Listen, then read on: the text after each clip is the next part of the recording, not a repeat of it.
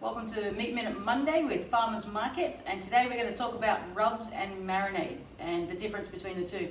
So often people get confused. They think if they use a rub then their meat's going to become more tender and more juicier and more flavorful, etc. But in fact there is a difference. It's not.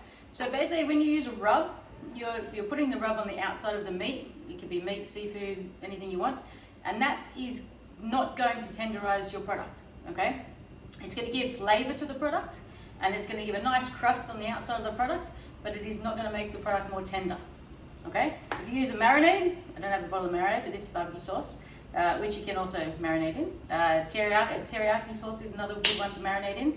You can cover the meat in a sauce, so say we use teriyaki, and marinate that normally for around 4 hours, if not overnight, and that will tenderize the meat.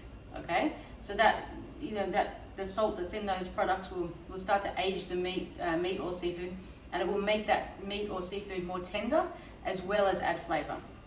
Okay, so the big difference between rubs and marinades is a rub will not tenderize your meat but will make it really nice and flavorful. A marinade will make it tender and flavorful. Okay, good luck, enjoy your cooking, speak to you soon.